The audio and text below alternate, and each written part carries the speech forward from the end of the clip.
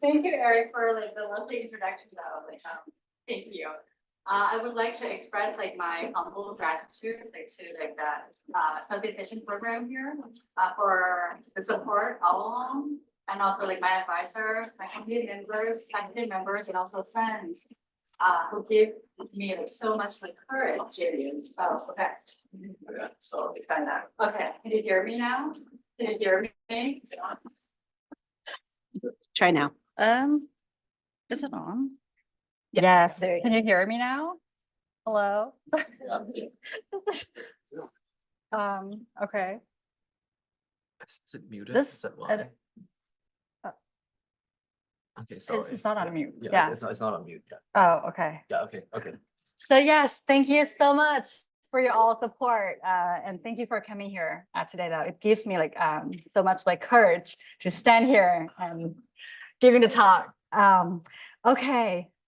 So this is like a part of like my dissertation project. And today's talk is going to be on khwan. Actually, it's like an anima of human khwan and also the khwan of like things so. And also the rice rituals and spirit rituals in northern Thailand.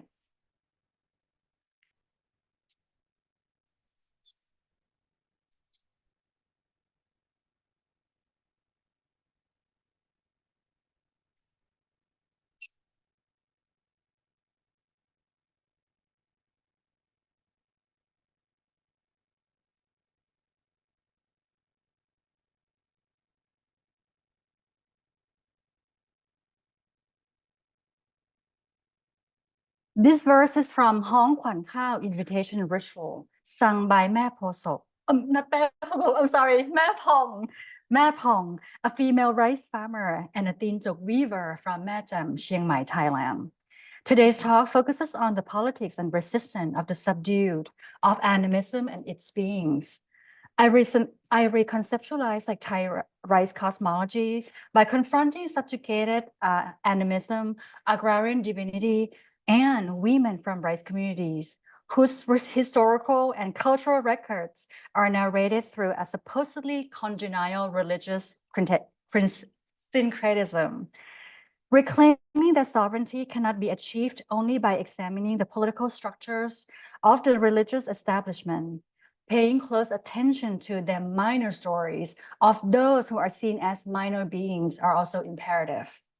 This study problematizes the corporealization of the rice deity through centralized narratives of rice stories. I offer an alternate reading of the rice deity to, on the one hand, decentralize the governmentally approved narrations, but also to dislodge animistic rice culture from the grand narratives of male-dominant Theravada Buddhism. Though P continue to exist within Buddhist realm, animist traditions have been labeled as forms of local religiosity, transforming such other-than-Buddhist beings into mere superstitious remnants. This research is done to trace and reclaim the agency and potency of animism as a religion, not as a mere set of beliefs. I shall use the term sasana P, the religion of the spirit religion, interchangeably to refer to Thai animism. This research draws on 2 years of ethnographic fieldwork with rice farmers in Lampang, Lamphun, and Chiang Mai in Thailand, provinces where rice fields become cash crop production factories and urban redevelopment projects. I worked closely with rice farmers in several communities to plant and harvest rice during the season. I interviewed former rice farmers and elders to discover rice tales that have been lost through time and the lack of documentation. I also employed the participant observation methods as a pivotal part of empirical data collection, especially in Lampang province, in which I observed and participated in spirit procession and divination rituals. In the context of animist Buddhist Thai rice culture, the stories of the rice deity are ubiquitous in several oral and written historical records. The most popular story of the rice deity's origin is the tale of Mae Poso. the goddess that dwells in the rice grain and nurtures lives within the Ricelihood despite human maltreatment. The second most popular tale narrates the story of the rice goddess who challenged the Buddha to pay respect to her because without rice being granted by her, no Buddha can be born, and which would bring catastrophe to humankind. And later he refused to pay her the respect. She fled the earth and then she was brought back to the human realm. Through processes of religious governance, the rice goddess has been imagined as a powerful deity, yet she is limited, tamed, and inferior to the Buddha. The making of the rice deity and the precarity of such storytelling constructions stem from uncongenial religious syncretism that generates two key issues. First, rice deity in northern Thai Ricelihood become a subdued animistic entity through both gender stratification and domestication. Second, deposited gendering in religious constitution devise anew yet deviated conceptions of khwan while stripping away its animistic personhood and agency. For this talk, I primarily focus on the retranslation of khao, or the rice spirit or rice anima, into a feminized body to explore how Theravada Buddhism established religious governance over animism in northern Thailand. I also examine, sorry, I do a lot of things like here. I also examine animist rituals performed by female rice farmer as a subtle defiance against religious controls. The rituals where animist entities manifest in corporeal and immaterial forms, such as in kitchenware, agrarian tools, as well as in spectral reveries. I argue that these rituals are the sources of the women's animist potency that bridge the world of the living and the afterlife as a form of subjectivity reclamation, for animism as a religion, as well as femininity as the actant of rice cosmology. P is not only an amorphous being existing in nature and their religion, but P manifests and oftentimes are visualized in various shapes and forms, such as ghosts, deities, ancestral and nature spirits. It represents the core of the animist practices of the rice communities. Meanwhile, khwan or anima, roughly defined as an entity without shape and form that is the essence of life, has had deep roots in the Thai community in southern China and Southeast Asia since pre-Buddhist times. Phaya Anuman Ratchathon explained that khwan can escape from the human body as it can fly away and get lost. He clearly distinguishes khwan into two categories, the khwan of kon, which is like human khwan, and the khwan of things. Suchit Wongthek claims that, quote, with its free will, khwan can run away from the human body anytime, or it can get lost somewhere, get caught up with something, sleeps in an unknown place, and cannot come back to us, the human being. Therefore, these are the causes of our ailments. End quote. The hair world on our heads actually is believed to be khwan, or like the gate where khwan like enter and exit. Therefore, when we see the flowers that are tucked into the hair buns of a female elders in northern Thailand, the flowers are not just a decoration, but there are items like to pay respect to the khwan on their head, which is really cute, actually. Focusing on khwan khao, it manifests in several forms according to my ethnographic data and archives. Several rice farmers claim that khwan khao, or the rice spirit, is a female deity, commonly referred to as Mae Po Sop. Some refer to it as khwan khao itself, and some believe that khwan khao is a false rice mud, which is a rice disease. And this like round-shaped living organism grows on the rice stalks during the period of germination. The imagining, gendering, and naming of the rice deity are the structural processes of religious making that legitimizes Buddhism and its laity to take control over pre-existing animist logics. The centralized Hindu-Buddhist narrative oftentimes curates how the deity is feminized and named, such as Phra Po Sop, Phra Go Sop, or แม่โพธิ์ศพ Meanwhile, the deities' names in northern Thailand are diverse, arbitrary, and I would say more down to earth. Though several of the deities' names suggest the divine hierarchy between the supernatural beings and human beings, such as the term names such as Nang Kamfan Kamfua or Nang Gao Nang Kam are common names of northern Thai women.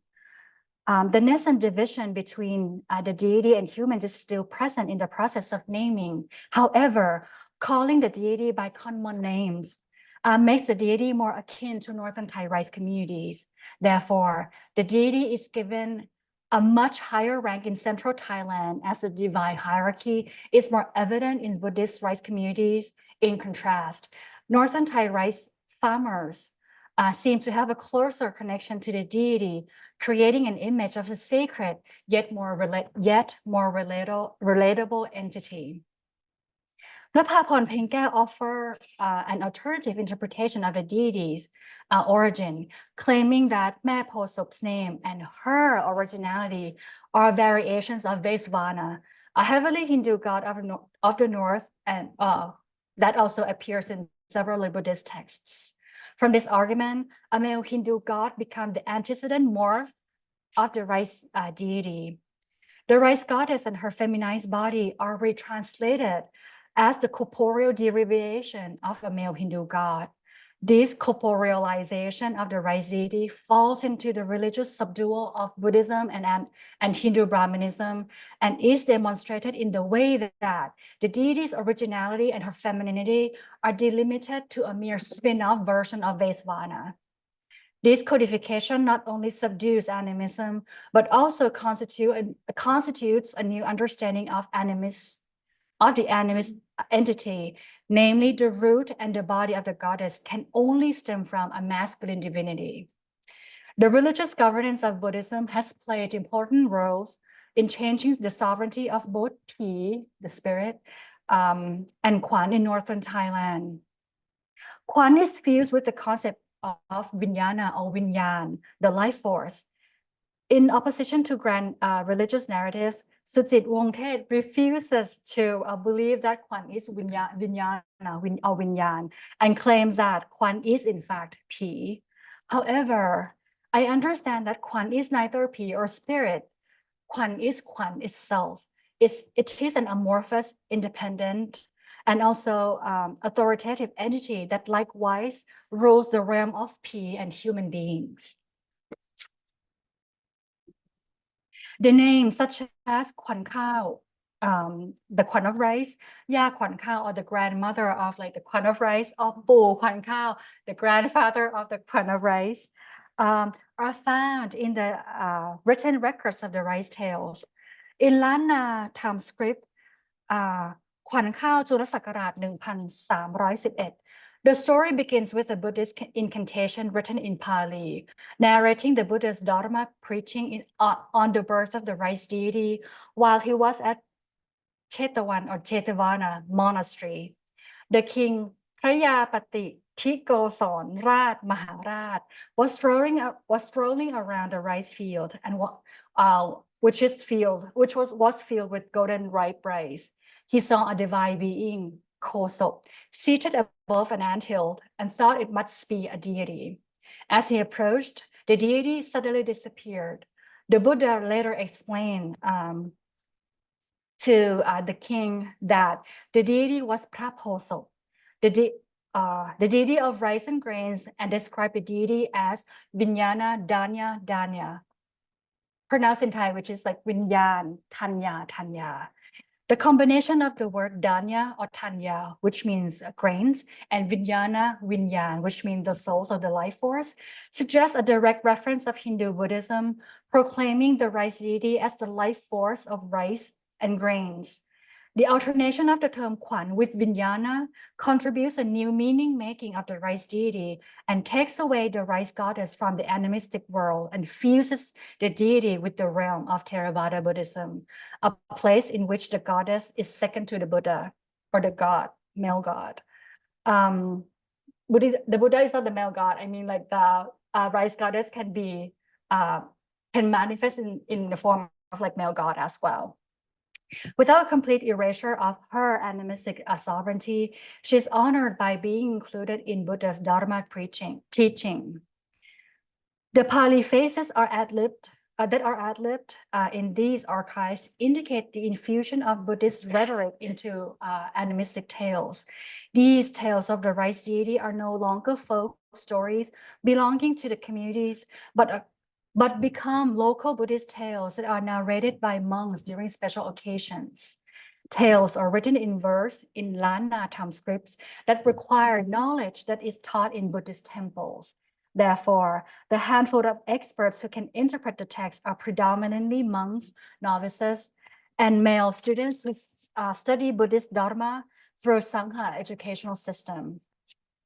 Women and those who are not directly affiliated with the Sangha can read and translate the language by either learning it outside of the temple or kru pak lak jam, or it's like a method of like a mix between being taught by the guru and the self-taught while the guru rests. Making matters. Iconographic paintings, statuaries, and amulets constitute other forms of Buddhist, Hindu, Brahman, and sasana materiality. Some prominent religious figures in Buddhism and Hindu-Brahmanism are made into material objects which are housed in the temple or placed on the altar of their followers' households.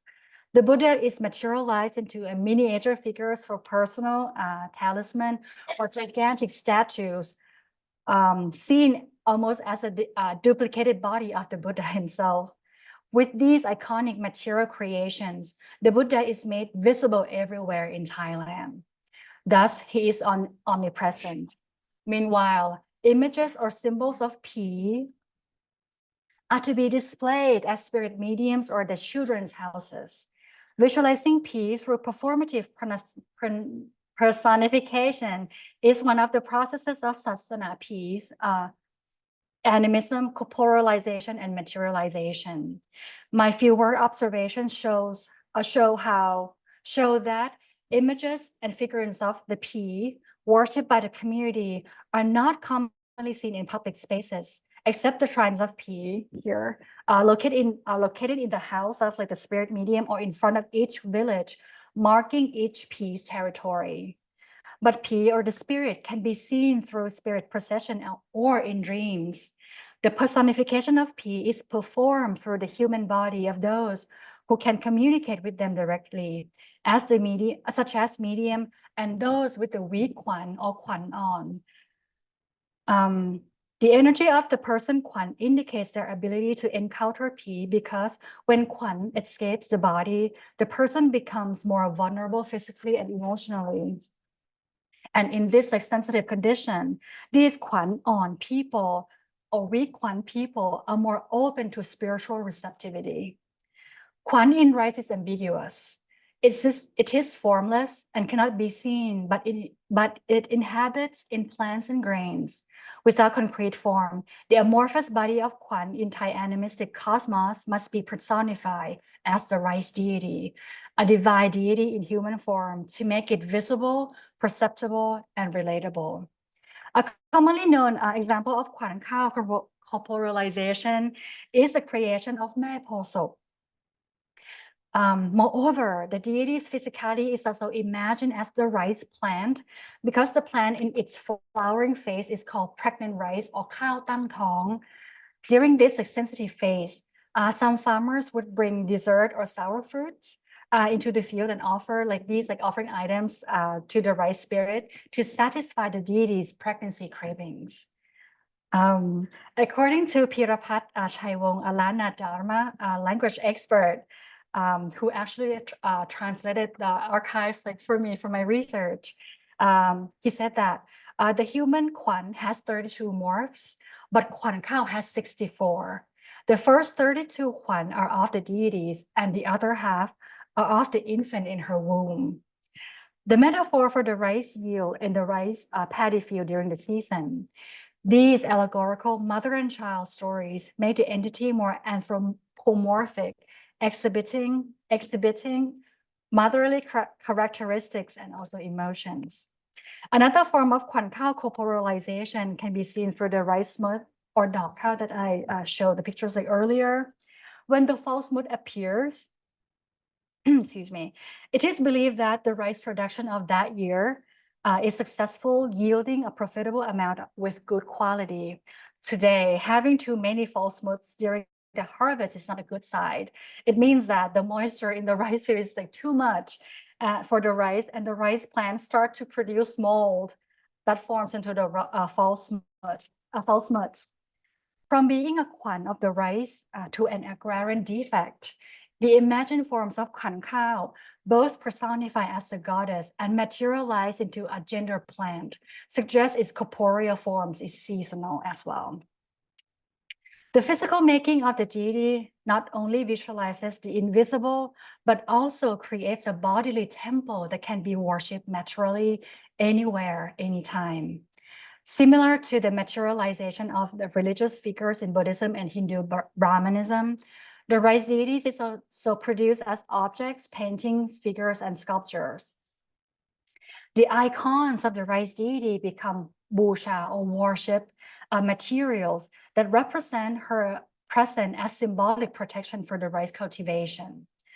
The images can be placed in the house where people can worship by the presenting worship offering in front of these symbolic materials instead of going to the rice field or the rice barn. So you can see like the mini version of like Mat also in front of like the rice like straw statue like behind her. Cloth talismans painted with an image of the goddess can be easily found on the internet and the Buddhist elm shops. In 2017, I visited the Khwan Khao Foundation in Suphanburi province to participate in the ceremony of paying respect to Mae Posop. I saw a figure of rice goddess made from rice straw. In her human form, the statue was seated in the center of the altar. Her body is made from the rice plant, which once housed her khwan and then become a part of her body, just as in the picture. Without a face, her body is clad in traditional Thai costume. The statue becomes a pusha, a worship body, with offering items placed in front of her altar. And on the Khwan Khao Foundation website page, this statuary deity has a painted mask placed on her face to make her more visually perceptible.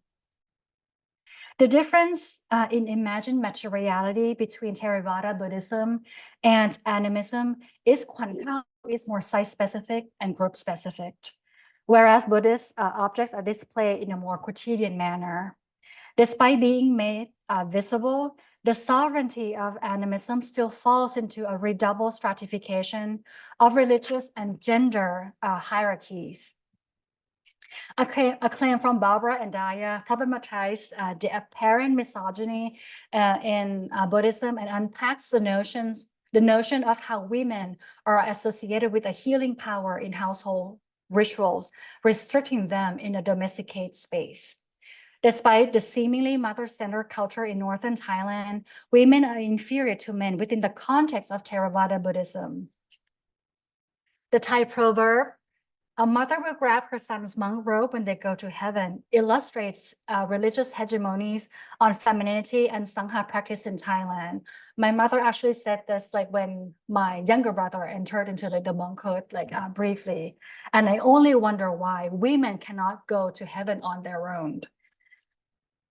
These claims on gender derogation echo Patana Kiti Asa's work on religious syncretism. He states that most of the medium spirit cults in Thai urban areas are elderly women with, quote, inferior cultural and cosmological positions, end quote, within the Buddhist hierarchy. Feminine sacred power exists and can be exercised only in private, contained space because women cannot enter the monkhood. However, in the context of the rice communities, the subversion of religious power is found in the feminization of materialized rice spirits, which becomes the source of authority for female spirit mediums in those communities. Rani Wongthit described a gender hierarchy that is constructed through religious organizations, while she inquires why scholarship on gender and power focuses only on political and sociocultural aspect, but fails to include spiritual dimension of religious power. It is true that the feminized rice deity was seen as secondary when compared to the Buddha. But once the Buddhism has become no longer the main actant in the space, the spirit spaces, all P's emerge in material forms, such as P Mo Nung or P Ya Mo Nung or P Pu Mo Nung. The spirit of like the grandmother or the grandfather of the rice steamer. ผีกระด้ง the spirit of winnowing basket, and a sticky rice ball, which is used to ask P some questions during the animist divination. The khwan khao, as Mae Posop, might be a borrowed image of the rice deity from central Thailand. However, in northern Thai animism, khao or the rice become P that is materialized in the forms of kitchenware and agrarian tools. These are used in ritual performances to reveal secrets of the past and predict the upcoming future of the villagers. For instance, with Pi Ya Mo Nung, the spirit medium uses a traditional wooden sticky rice steamer to perform divination. The person who seeks answers would bring a personal item to the spirit, the ritual place, and pay for the crew or master of the ritual, or P actually. The amount of payment is not high, as it is meant to be only a token of respect towards the rice steamer spirit.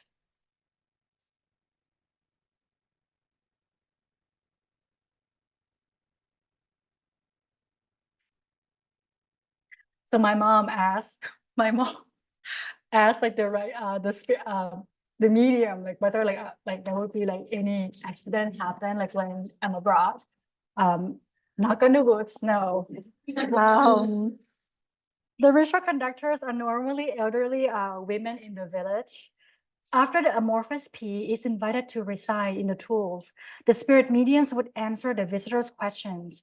Unlike other spirit possession rituals in which the human ritual performers is in fact the vessel who speaks for the spirit, in Pi Ya Mo Nung, the medium is the rice steamer. The medium is the rice steamer, the non-living thing that is claimed to move on its own and convey messages from the invisible.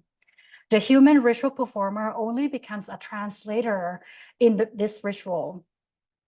With P potency, this non-human tool possesses the same energy and agency as the human does, because it is animated and granted with an authority to provide prophecy and knowledge to those who seek for such spectral guidance. This very same material vitalization occurred when I visited Bo Hiao, who demonstrated how sticky rice pendulum is used for spiritual prophecy. During the ritual, the visitors commonly made inquiries such as which ancestor reincarnated in the newborn baby, who stole the money, or why the family member gets sick.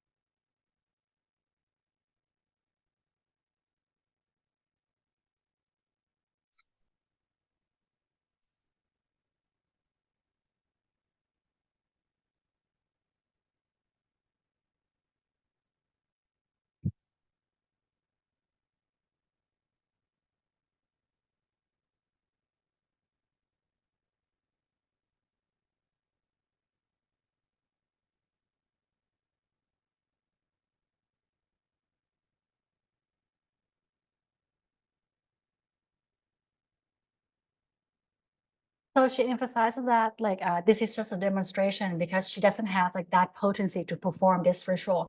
She performed this for the sake of my research, actually. After the medium recites the relics of the spirit invitation, khao, the rice, turn into P, and at the same time, the amorphous P metamorphoses into the rice sticky ball. The sticky rice ball, sorry. A parita thread or saisin, a cotton thread used for blessing and protection, is used to link the pea pendulum and the human body. This, therefore, makes three separate bodies become one single embodiment of Guang Khao Tam Pi divination. Its potent lineage can only be inherited by the family's daughter, and many times the firstborn daughter. The community's codes of conduct produced through the body of female spiritual agents are not just rules, but laws that no one dares to violate. Religious authority is thus once again shifted back to sasana P or animism with the support of spiritual women. Thus, the conception of khwan is subsumed into the presence of P. Khao become P, not khwan here in these like rituals. These phenomena respond to Andaya's argument, claiming the P power that can only be performed in the domestic sphere. However, in the community, the existence of P is a fundamental unit that constitutes the cosmology of the rice people. When narratives of their origin are threaded from the lineage of their P rulers and the ancestors, they grow up with P and will one day become the part of the P genealogies. Among all the acts of religious defiance, rituals in animism bear the most complex and mercurial performativity. Music, chants, dances of the P, and actors or performers are the factors that make P real and alive in the present. There are points in time of which P was almost annihilated from the northern communities because of the discontinuity of spiritual practices resulting from economic and political disruption, especially during the COVID-19. Several rituals were prohibited to be performed in public. Several rituals are no longer performed in the rice field, especially khwan khao invitation of ritual, the invitation of the rice spirit to dwell in the rice barn. Though femininity and P are crucial actants that express animistic sovereignty through the ritual of khwan invitation, no one would invite khwan to dwell in the rice barn these days, in the context of northern Thailand though. Due to the increasing number of elderly population and the demographic lack of a labor force within the community, many female ritual leaders had to quit in Lampang and Lamphun. This ritual has become a mere folklore story that has been passed on from generation to the next one. The rice farmers, with an average age of between 30 to 60 years old, all claim that they had never performed this ritual. In fact, only some female rice farmers who are 70 or 80 years old or above know how this ritual should be executed and why inviting khwan khao was imperative for the rice communities. In Mae Cham, the only person who prevailed until a few years ago was Mae Kao Na, who eventually had to stop conducting the ritual due to ill health. Mae Kao Na, Mae Pong, who sung the verse earlier, and other elderly rice growers still in Mae Cham still remember the relics that would call and caress khwan khao with the most respect so that they could ask the entity to reside in the rice barn. Khwan khao, or the animal of rice, is similar to human khwan, or the animal of a human being. Khwan khao is also seen as a fragile entity. While human khwan escape the body when triggered, the feminized khwan khao is locally believed to be sexually violated by a man during the rice season and to have fled the earth. This act of violence cannot be found in any Buddhist rice tales, only from stories told by some elderly female rice farmers. To restore trust, the ritual leaders must be only women. With some provincial variations, the ritualistic acts consist of offering items to the khwan khao, scooping khwan from the rice plant in the field, raping a bundle of rice from the initial planting ritual, and bringing khwan home to dwell in the rice barn. The ritual performer would use the bamboo basket as a temporary vessel carrying the khwan. The ritual leader would not speak a word during the time when she walked home from the rice field because khwan khao might escape if startled by noise. And lastly, the basket along with the bundle of rice and some offering items would be placed on the cross beam, like up there, under the rice barn roof, finalizing khwan khao's dwelling. This is an image like from a performance I co-created, which is a part of my dissertation as well, with the rice communities a few years back. On the day of the performance, Mae Keo Na, the last khwan invitation ritual leader, walked into the performance, before the performance started though, walked into the performance space with the bamboo basket hung on a carrying stick upon her shoulder and gave the items to use as a theatrical prop, as theatrical props. This basket was actually used like in her actual ritual conduct. The ritual items consist of a net, a basket, a carrying pole, a sigil, some cooked rice, a banana, boiled eggs, a comb, flowers, incense sticks, and candles, all the busha item, all the worship items. Through this act, the rice deity's anthropomorphic body is retranslated into the physical form of the plant. As you can see here, like this is like the first bundle of like rice from the plant, the first like planting ritual, and like the basket was like on the back there. The transformation of the agrarian divinity is neither linear nor cyclical because the overlapping corporeal renderings throughout the rice season. Khwan Khao's body starts from the notion whereby the physical form of the actual plant is imagined immaturely as a deity that later materializes into a worship body. Then the rice deity returns to its natural form once again when its khwan is called from the field and transmutes into a form of a bundle of rice.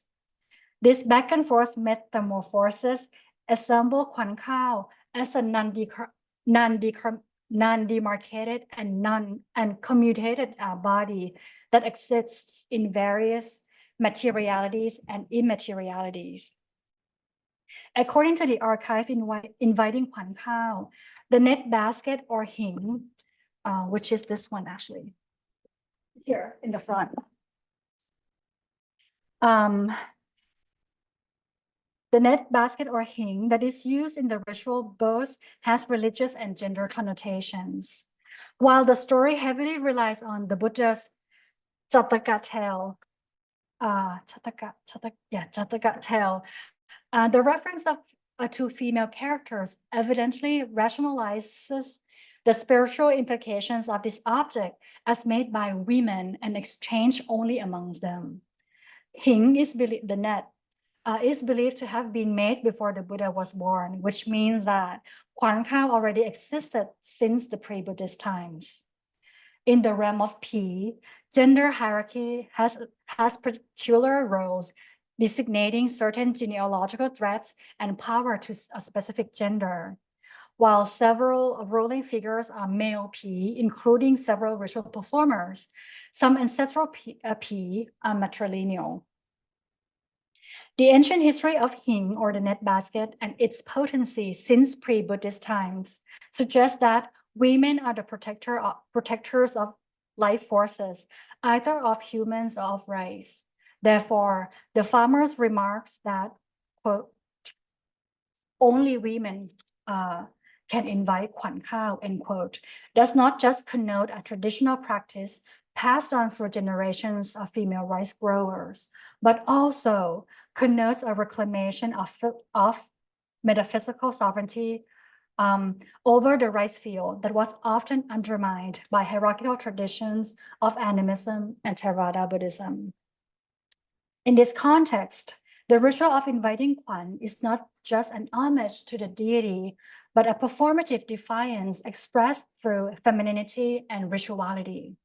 The hing or the net basket is not just an agrarian utensil, but also a material symbol of women's contestation of gender subjugation. The ritual of khwan calling underlies how asking and making khwan khao to stay are different approaches. Some rice tales show how the Buddha was asked to bring the Maposok back to the earth when she challenged him to save mankind from starvation. Thus, she grabbed the deity, put her in his bag, and returned her to the human world without asking. However, this khwan ritual shows people's efforts and sincerity through ritual preparation and the act of totality to ask the essence of life, this anima of rice, to stay. The characterization of a feminine entity is parallel to the act of taming the wild in the animist religiosity. While the religious feminization of khwan khao undermines its potency and respectfulness, the sovereignty of khwan was retrieved through the acts of appreciation. Even though the body of animism is oftentimes invisible, its foundation has been ingrained inseparably in the core philosophy of people of the North. In a different space, a potent performance of inviting khwan is retranslated into a liminoid, which a Turner's term, a performance that is theatrically performed at Wat Ton Guen or Ton Guen Temple in Chiang Mai province. This theatrical performance is a part of the ritual of offering freshly harvested rice to the monks during the beginning of the year. A performance of inviting khwan khao performed in front of the vihara, which is like the Buddhist hall in the temple, by one of the female dancers. But during the previous years, that khwan calling performance was performed by a male performer. So my question is, who or what exactly was invited during this performance when khwan khao resides in a different spatiality and temporality? As for the grandmothers in Matam and others who conducted this ritual in the past, this ritual of asking khwan to come back entails the livingness and sovereignty of all beings in the Ricelihood. This ritual is not only to honor khwan, but it also embodies the narratives of the subjugated that attempt to defy hegemonic religious dominance. Performed in the temple for this performance, khwan was called back to a Buddhist space where all religious governance started. Therefore, the khwan calling performance in that temple is a reversal of the original point of the animist defiance. This is because it transplants the animist entity back to the powerhouse of Buddhism, thus once again making khwan a body under the omnipresence of the Buddha, Dharma, and Sangha. Without the agency of khwan, either the ritual or the performance would never reclaim the subjectivity of the deity, female rice farmers, and animism as a religion at all. Thank you very much for the kind attention.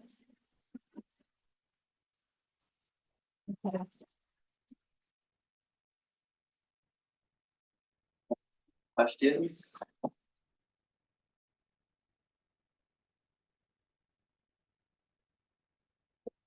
Just out of curiosity. Yes. I'm very curious, like, are younger generations of women in these communities trying to take on the mantle of this, especially eldest daughters? I'm curious.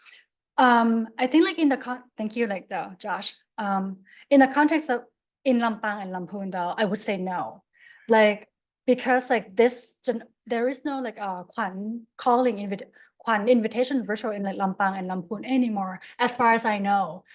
I cannot like go to like every like rice field, but like most of them like they said no, they don't know. They have heard of that, but they never like seen like that ritual performed in the rice field.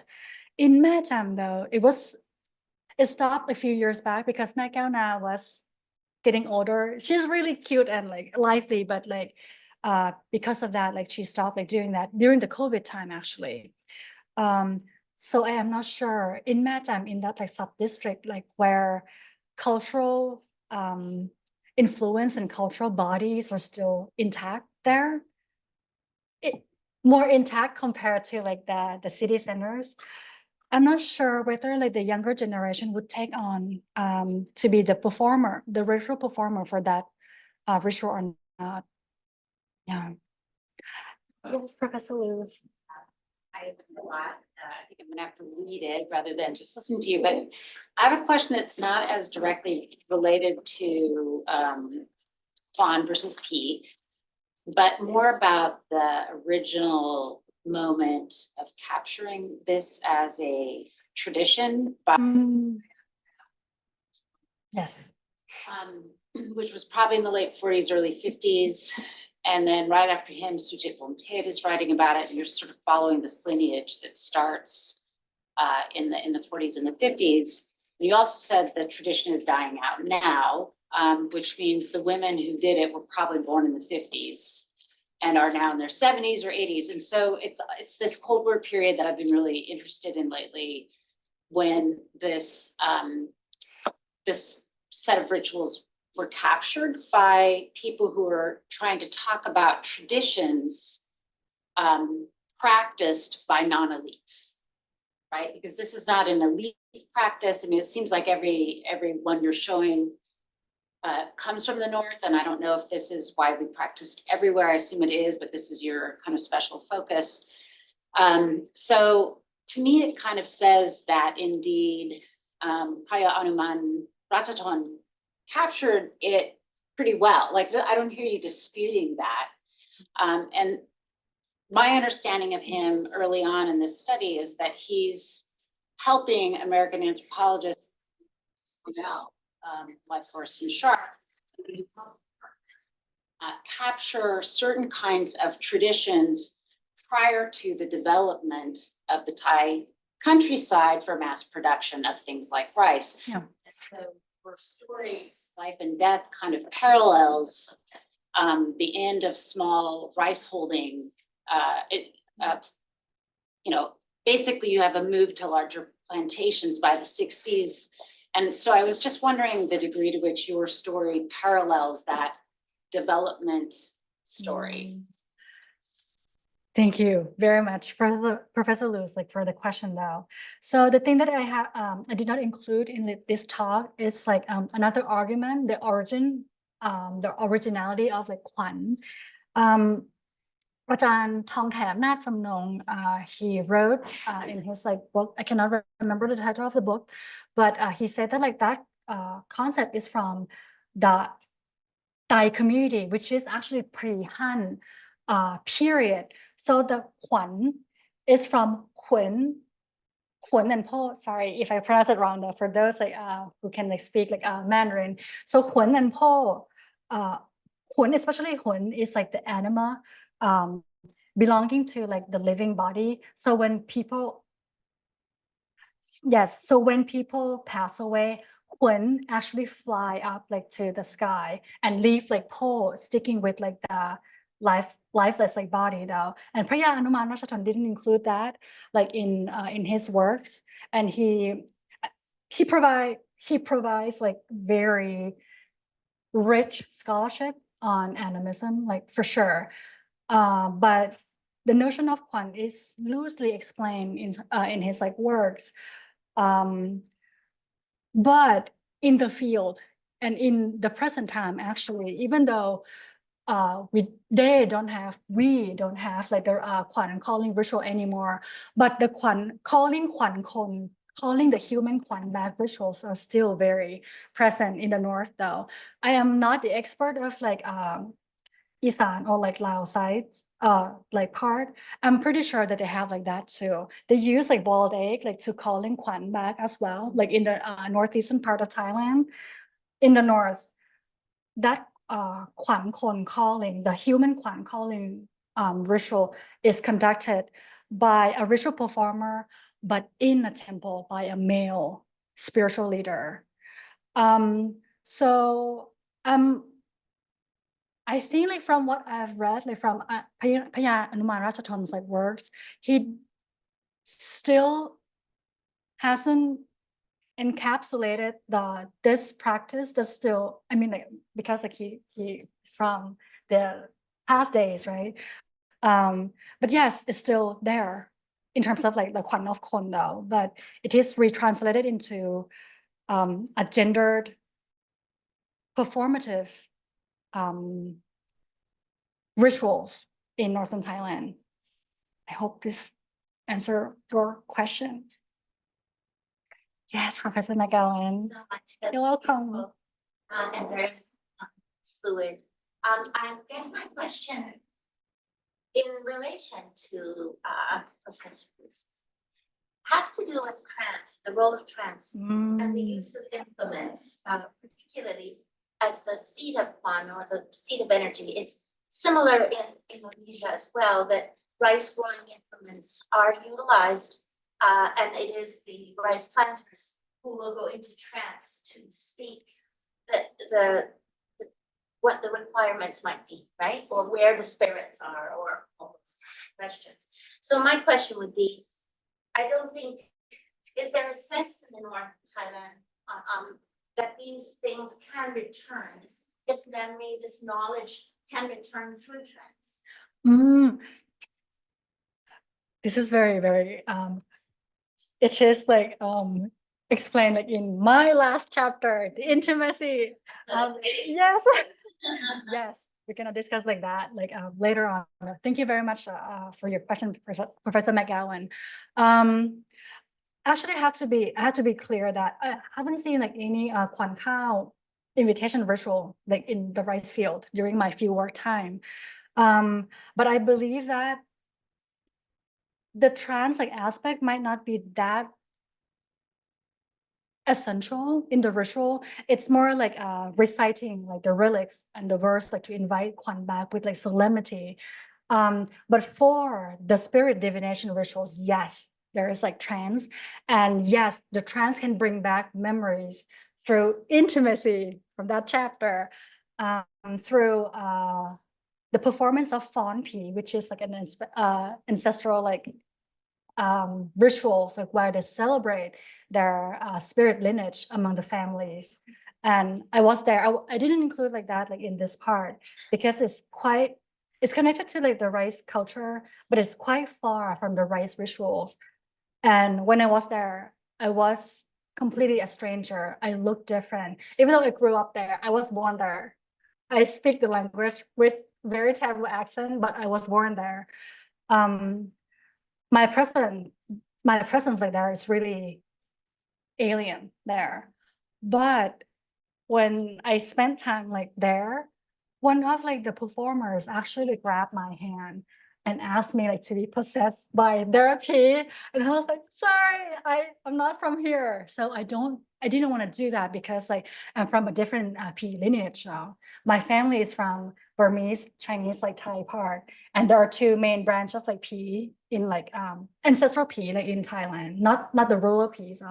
So yes, trance can bring back that memories, and also the performance that I co-created with the communities in that moment when the students who was carrying like the ritual items, they reminded like the audiences who are former rice growers, or the grannies and the grandfathers actually came to my performance. They laughed, they murmured, they chatted like with each other, and they are reminded of the past days that they that they conducted the rituals and also like performing a role as like rice growers like there as well. So yes, trance, my argument can bring back memories. Yes, Shruti. Thank you so much. Hmm. This is really interesting. I learned a lot from your talk. I'm very fascinated by your multidisciplinary method. I think it's deeply ethnographic, including the way you present your recordings to us. But it's also multimedia and multisensorial. And I really like the organic way you combine religiosity and regionality together. It's such a good model for us.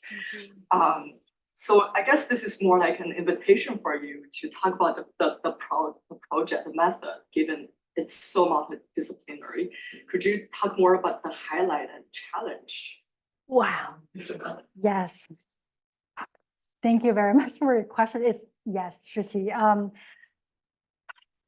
My work is called transdisciplinary, and Josh, who is in the back, like actually like said that like it's like another term. So I did in the ethnographic like research, creative research, and also I look at like some of the archives as well. I'm not a historian like really, but I do look at like those like archives a little bit though. So the highlights actually first is not just the performance I co-created with the communities, but actually their participation and their wholehearted support like to my work. Yes, so that's the highlight. And the second highlight is like the performance that I didn't show like here.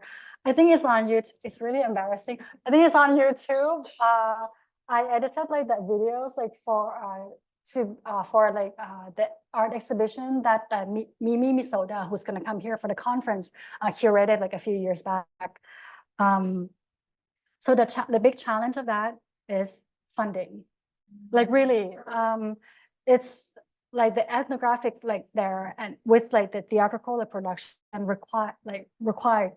still requires actually a lot of like money to produce like artwork and also like to be there. And also like COVID-19, there are times like where I could not go to my field sites at all because like it's a law in Thailand, like you cannot like, and people were very cautious like too, and especially like all the elders in the communities, they are very vulnerable in terms of like their health, right? So that is like the biggest like challenge. And I was lucky that the travel ban was lifted temporarily for like 4 months before like the Delta or Omicron, I'm not so sure. At that time, there was no vaccine. So I just took the chance, went to Madam, be there for 5 months to conduct workshops with students who had no clue about theater and then start from scratch. We built stories like together now. So those are challenges and highlights of my dissertation. And writing, yes, that's the challenge for everyone actually, right? Yeah. Thank you. Question. I was curious, you were translating, or you had someone translate from Lana about these rituals. Was that indicative of all that, like the Lana kingdom ever, like at the state level? I'm sorry?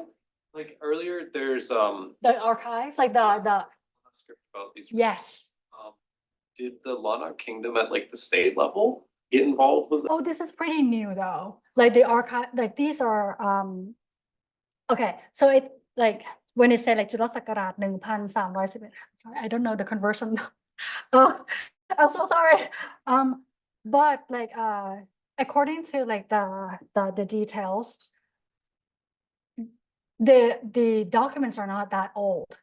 I think it can be traced back like during the actually I have to really like I have like the detail of the files. We can like I can like show it to you like where like you know where it's from, but I don't think like it can be like traced back like to like you know the very Lana like kingdom at that time. And Lana kingdom has like so many phases, right? Like the phases under like the Siamese colonization is still kind of Lana kingdom too, but in a different configuration, right? So yes, I can show it to you later. Sorry, I can, yes. Thank you.